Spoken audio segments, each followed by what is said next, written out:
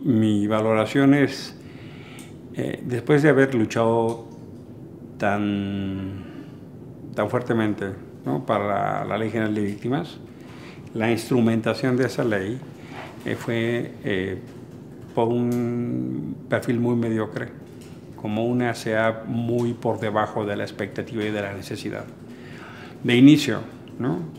Eso fue pues una especie de gran decepción, por así decirlo, cuando uno empieza a ver que las primeras discusiones de los comisionados es sobre su sueldo, ¿no?, y sobre el modelo de institución en términos de poder hacerlo, fue muy decepcionante. Y luego la sucesión de administraciones transitando entre el engaño y la decepción, ¿no? Gente que, como hombre Julio Hernández, ¿no?, que venía muy empujado por el Movimiento por la Paz, en una cosa casi banal, ¿no?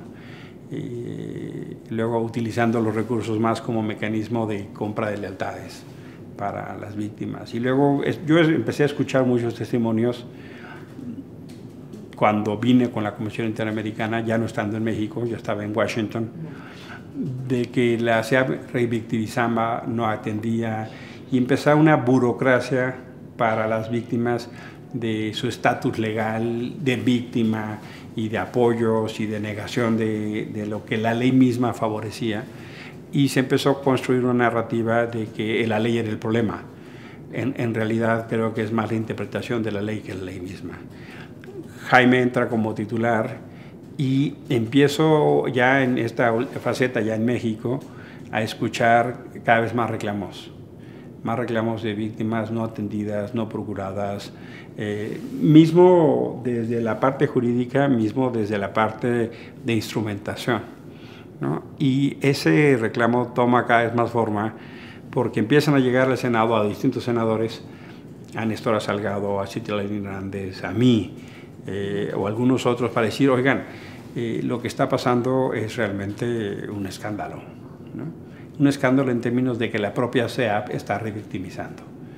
Familias que no tienen recursos para venir a las audiencias de la PGR, familias que no tienen medidas de apoyo, o que incluso hay testimonios de familias que una vez que tienen el registro, pues ni siquiera tienen las condiciones de apoyo para poder sobrevivir. Por ejemplo, las familias desplazadas, que tienen que rehacer su vida en otro lugar porque están totalmente amenazadas, su patrimonio destrozado, y no tienen ni cómo sobrevivir.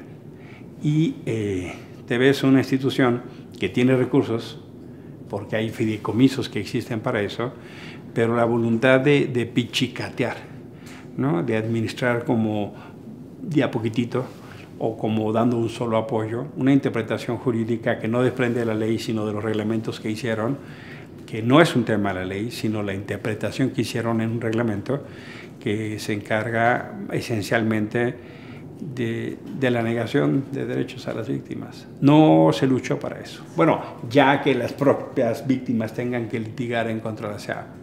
Ha habido víctimas que han ganado amparos, lo cual demuestra que no es un tema de la ley, sino de la interpretación de la ley. La Comisión Mexicana de Defensa y Promoción de los Derechos Humanos acompañó ya a varias víctimas a presentar amparos en contra de la SEAP. O sea, ahora hay que litigar en contra de la institución que se hizo para proteger a víctimas. Eso para mí es una demostración de lo indebido a la interpretación jurídica, porque si el propio Poder Judicial dice, no, mira, sí lo puedes hacer, pero no lo estás haciendo, es la voluntad de no querer ayudar. Y el hecho de que en el Senado de la República se haya puesto ya en la Comisión de Derechos Humanos un tema como agenda para su comparecencia, y con tan poca voluntad de querer hacerlo, fue la voluntad de querer engañar. A mí no me queda duda, ¿no? Digo, si eso le hace al Senado de la República, ¿qué le hará a unas víctimas que no tienen bocina? ¿Qué le hará a las víctimas pobres? ¿Qué le hará a las que no son VIP, ¿no?, a los que le encantan acudir a los senadores para agendas particulares, ¿no? Ahí está Wallace y otros, ¿no?, que son gente que tiene acceso a muchos medios. La propia empresa de Wallace es eso, ¿no?, es de espectaculares, ¿no? Y ella ya obtuvo la reparación del SEAP y no sé cuántos millones, ¿no? Pero las víctimas pobres absolutamente desatendidos, ¿no? Así se ve, y esa es justo parte de la preocupación, porque la gente pobre que está en esta condición, que suponía una política del Estado mexicano para poder atender uno de los mayores dolores, para eso se hizo la ley. La ley de víctimas es realmente muy de avanzada, es pionera en su tipo. Había dos esquemas, uno producto de la guerra en Colombia, que fue el pionero, y luego la ley de víctimas en México, que obedece a esa crisis y catástrofe de violaciones sistemáticas de los derechos humanos, esa pandemia de violencia, pero cuyo objeto era generar una política de Estado para que las distintas instituciones no solo atendieran, sino el Estado pudiera generar una condición de protección.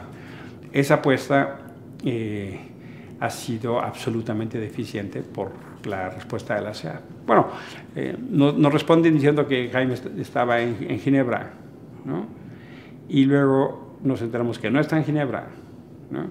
Y luego nos enteramos, la primera discusión fue, bueno, ¿qué tendría que hacer en Ginebra que fuera más importante que atender al Senado a las víctimas? Y luego nos enteramos que estuvo en Nayarit, ¿no? Mintiendo con lo que su propio representante fue a decirnos, ¿no? O sea, yo creo que eso es faltar a la verdad, eso es la voluntad de querer engañar y simular. Para mí es tan emblemático de la administración de Jaime Rochen, porque como si no nos fuéramos a enterar, porque fue una misión oficial, ¿no? Ahora, la pregunta es, ¿qué cosa más importante habría en Ginebra? Decían las víctimas, que no estar acá en el Senado. Y luego resulta que estaba en Nayarit, y aún así pudo haber ido a Nayarit en la mañana a ayudar a acompañar a los familiares que estaban buscando cosas y venir a la tarde al Senado. Pero es la voluntad de engañar. Por eso me parece tan grave. Es la voluntad de simular. Mandar un oficio diciendo que estaba en Ginebra cuando no estaba en Ginebra, diciendo que estaba en Nayarit atendiendo las cosas cuando en realidad perfectamente pudo haber estado acá. A mí me parece que una voluntad de engañar y simular, que me parece grave, ¿no? Es una señal no solo de desatención, sino, oye, esa es la entidad que te nombró, esa es la entidad a la que tendrías que rendir cuentas. Por supuesto que para mí es un cambio, ¿no? Hay un antes y un después de lo que nos enteramos, porque hoy en redes sociales todo se sabe. Dicen en la cultura popular, ¿no? Para decir mentiras y comer pescado hay que tener mucho cuidado. Entonces, por redes sociales nos enteramos que él estaba en Nayarit. Cuando nos responden que estaba en la delegación oficial de Ginebra, muy bien, pero eso fue jueves y viernes. La audiencia en el Senado era el lunes. Él tiene el teléfono de la presidenta de la comisión, tiene mi teléfono, tiene varios más. Pudo perfectamente haber avisado, preguntado, mandado alguna señal. Ninguna. Hoy, por ejemplo, de algunos colectivos de víctimas, el tema de agenda ya no es solo que comparezca, sino que renuncie y que haya un juicio político. Entonces, no es que no pase nada porque no venga. Sí pasa. El desencuentro, la decepción escala. Y por supuesto que estamos discutiendo su presencia a la brevedad. Hay un momento incómodo porque estamos en un periodo no ordinario, ¿no? Entonces, la dinámica del legislativo cambia, pero no así las comisiones que al menos tienen que reunirse una vez al mes. Por supuesto que yo soy de los integrantes del Senado que pensamos que lo que hizo Jaime Rochen no solo fue una manifestación de una enorme insensibilidad, sino que es un reflejo del descuido con el que se hacen las cosas en la CEA. Para mí es una manifestación muy clara. O sea, si no le importa venir a la entidad que les nombra, ¿cómo será con las víctimas? Hace verosímil la desatención a las víctimas. Le encargamos a la presidencia de la mesa directiva un análisis jurídico para ese tema. No hemos recibido respuesta de la mesa, pero por supuesto que creo que, voy a decirlo en estos términos, me parece un acto político muy torpe, porque sin duda la animadversión creció. Entonces, puede haber una distinta interpretación del mandato, puede haber una distinta posición respecto a que si la ley de víctimas permite o no permite. Pero apostar a la no atención es apostar a incrementar el conflicto y la tensión. Había senadores que ni estaban enterados. Había senadores que no sabían qué pasaba. Había senadoras que no les parecía un tema urgente de agenda. Cuando Jaime Rochín hace lo que hace, simula estar en Ginebra, simula estar ocupado, simula no saber, pues la gente en el Senado se empieza a decir, ¿qué le pasa a esta persona? Yo recibí comentarios de senadores que la pregunta fue, con razón las víctimas piden su renuncia. La agenda ya cambió y me parece que en las próximas semanas, meses, va a tomar mucho más forma una agenda de rendición de cuentas de qué está pasando en la SEAP. Y no es la SEAP en sí, sino cómo responde el Estado mexicano a las víctimas. Están discutiéndose varias rutas jurídicas, justo si el presidente lo puede remover, justo si hay una ruta o no de inamovilidad o un juicio o una sanción administrativa.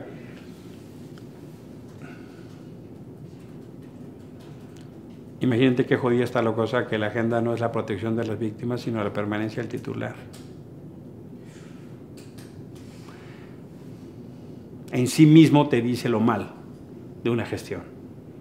Que en lugar de estar discutiendo cómo protegemos a las víctimas, estamos discutiendo, hoy se hace tema de agenda, la permanencia del titular. En sí mismo, eso es un reflejo de lo mal que está la cosa.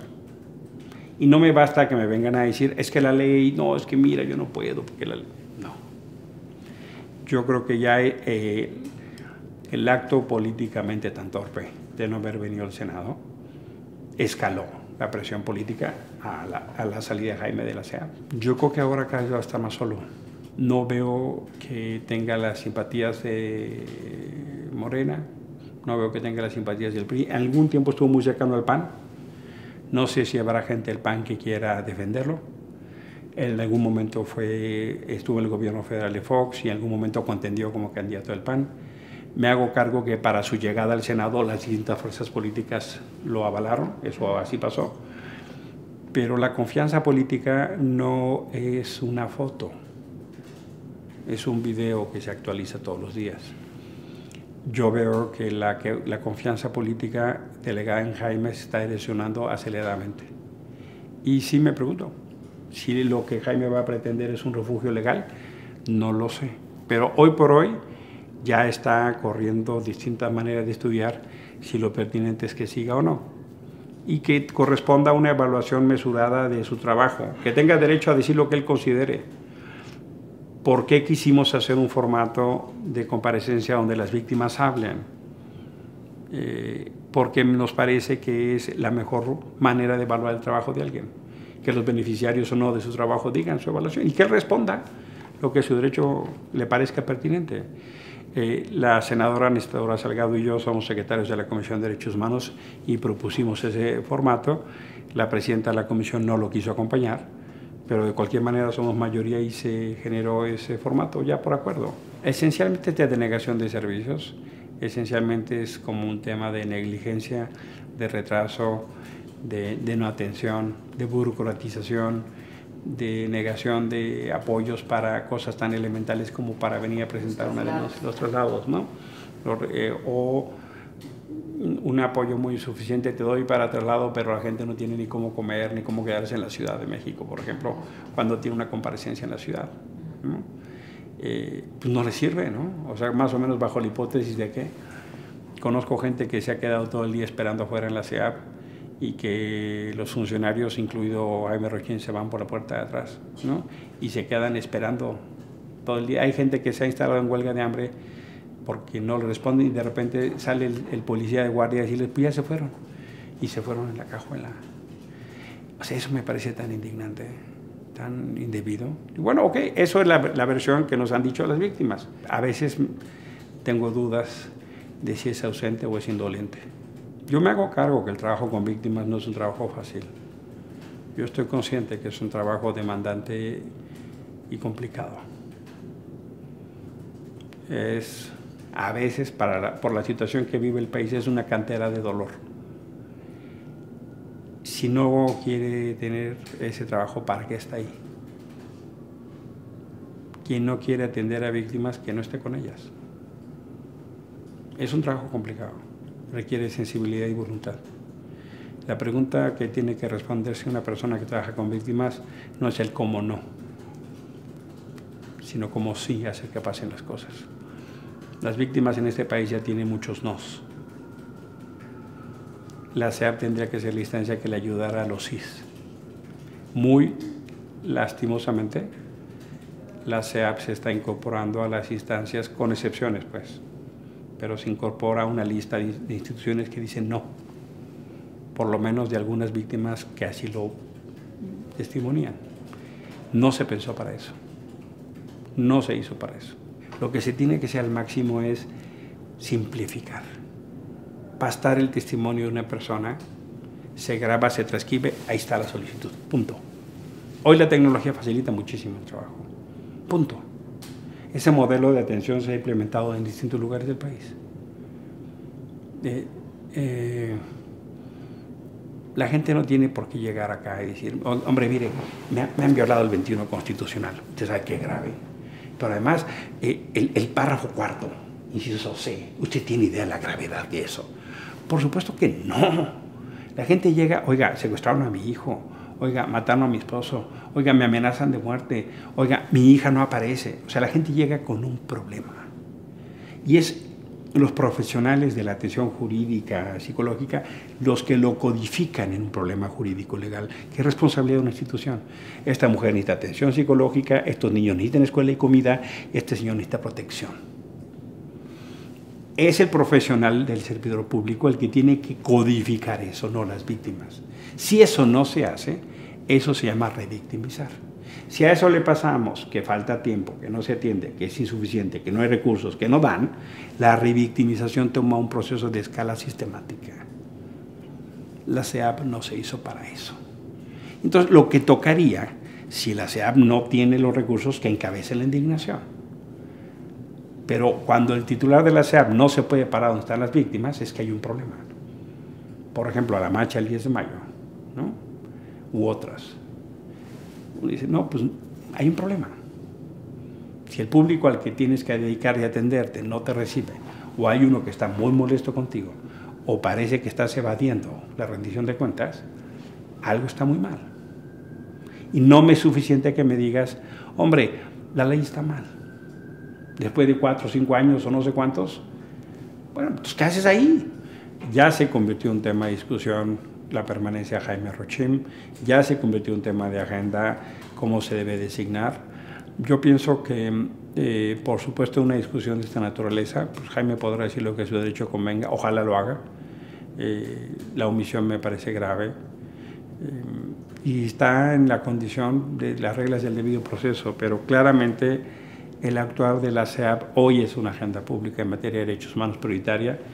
No estoy satisfecho con la respuesta a las víctimas, la verdad es que me parece muy por debajo de lo que se necesita. Yo creo que se tiene que generar las condiciones para que la SEAP detone la política pública como una instancia de segundo nivel y genere las condiciones para que en aquellos casos donde interviene directamente, la respuesta de las víctimas es por lo menos que tengan la convicción de que están haciendo todo lo posible para ayudarlas. Yo creo que hoy esa sensación está muy lejos de la realidad. Mucha de la gente no solo tiene la convicción de que no están haciendo lo posible por ayudarlas, sino están haciendo lo posible por no ayudarlas, ¿no? Me parece que esa es su convicción. Yo creo que tiene que ser una persona empática con las víctimas, sensible con las víctimas y que tenga la capacidad para encabezar la indignación, no la capacidad para encabezar la negación.